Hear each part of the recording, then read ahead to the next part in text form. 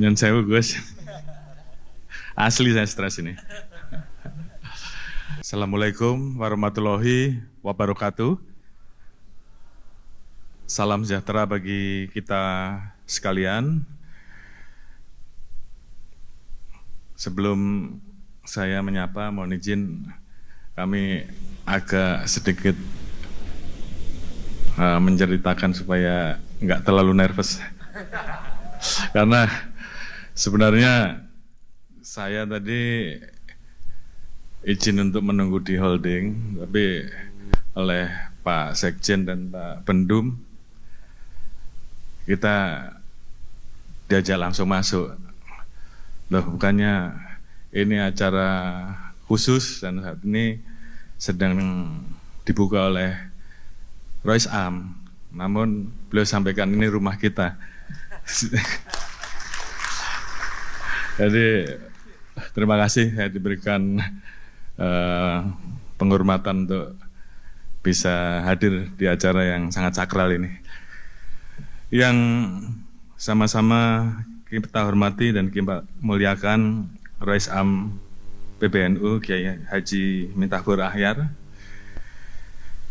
yang kita muliakan dan kita hormati Wakil Royce Am PBNU sekaligus Ketua Umum MUI Kiai Haji Anwar Iskandar, kemudian Bapak Wakil Royce Am PBNU Dr. Kiai Haji Afifuddin Muhajir, yang kami hormati Katib Am PBNU Kiai Haji Ahmad Asrori,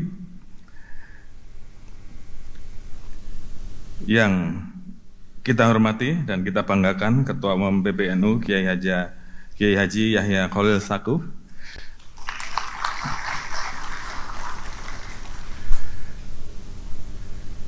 Bapak Menteri Sosial sekaligus Sekjen PBNU Dr. Andes Haji Saifullah Yusuf yang paling ganteng. Kemudian ada sahabat saya juga Menteri P2MI Haji Abdul Qadir Karding yang saat ini sedang menggunakan masker. Juga Menteri PPA Republik Indonesia Ibu Arifah Fauzi, yang kami hormati Gubernur Lemhanas Republik Indonesia Dr. Haji Tubagus Aceh Hasan Sadli, yang mewakili Menteri HAM RI Wamenham Bapak Mugianto, terima kasih. Bendahara Umum NU, sobat saya ini Haji Kutfan Arif,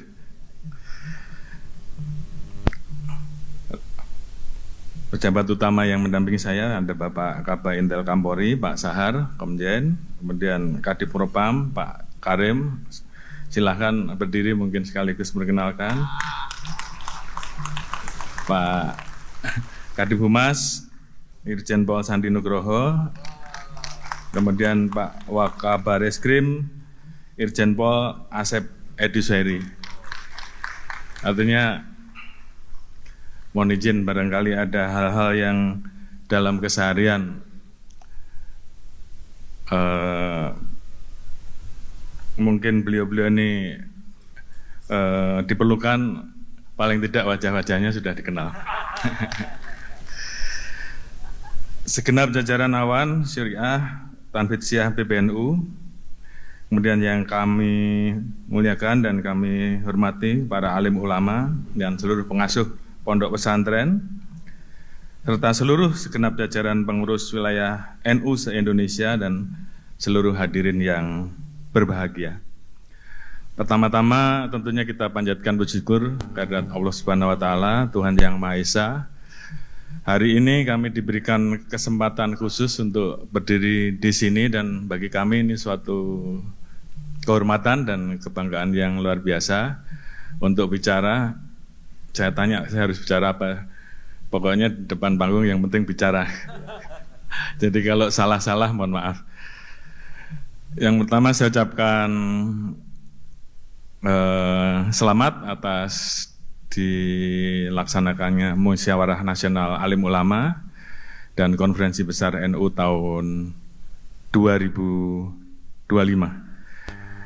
Tentunya harapan kita kegiatan ini betul-betul bisa menjadi ajang silaturahmi sekaligus juga menghasilkan keputusan-keputusan strategis dalam rangka melaksanakan berbagai program dan kebijakan dalam rangka mendukung dan mewujudkan Indonesia Emas tahun 2045.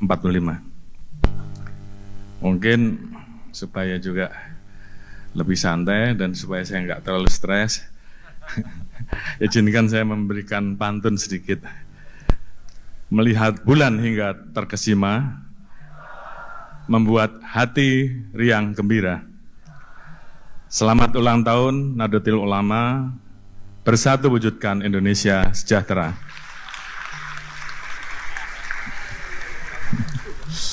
Nyun sewu Gus, asli saya stres ini.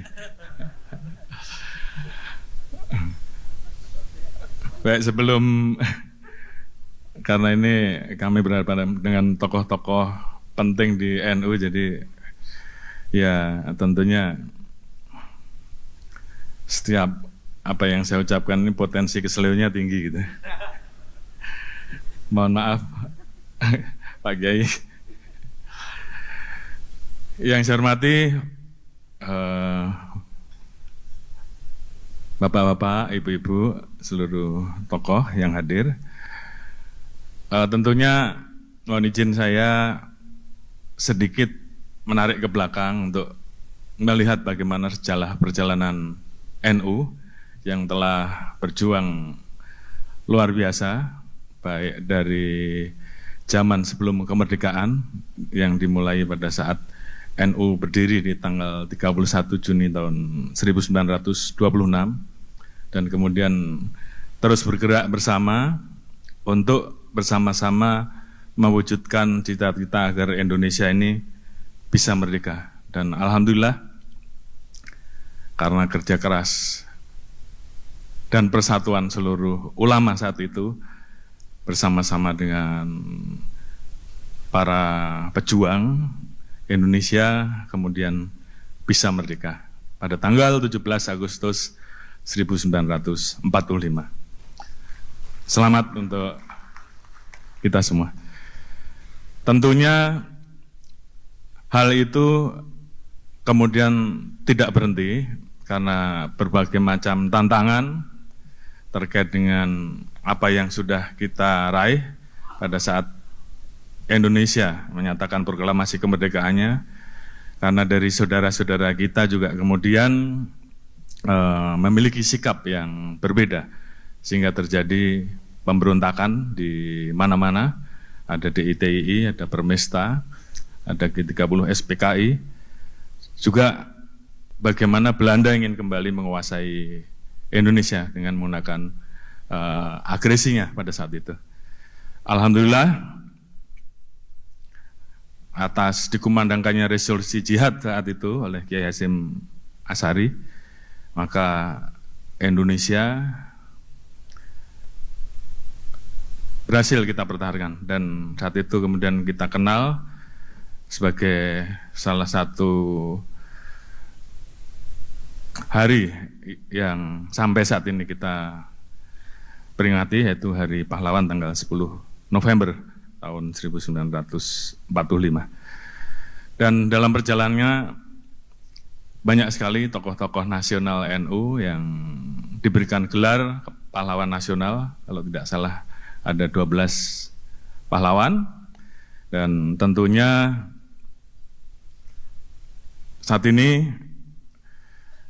semangat dari seluruh keluarga besar NU untuk terus menggelorakan 3 pilar Nahdlatul Ulama, yaitu Tasfirul Afkar, semangat untuk terus memperjuangkan pemikiran, keilmuan, dan keagamaan, yang kalau bahasa sekarangnya meningkatkan kualitas SDM, ini tentunya menjadi hal yang harus terus kita dorong dan kita tingkatkan. Kemudian juga Nahdlatul Tujar, salah nggak Pak? Terkait dengan masalah semangat pemberdayaan ekonomi Ini tentunya menjadi hal yang juga harus kita persiapkan karena kita memang ingin mendorong dan mengawal pertumbuhan ekonomi Indonesia agar betul-betul siap untuk masuk menjadi negara yang bisa lepas dari kondisi middle income trap. Kemudian juga semangat Nahdlatul Wathon, yaitu cinta tanah air, yang harus terus kita gelurakan karena kita sangat meyakini bahwa Nahdlatul Ulama adalah pelopor utama dalam menjaga dan mengawal 4 pilar kebangsaan. Download Tribun X sekarang, menghadirkan lokal menjadi Indonesia.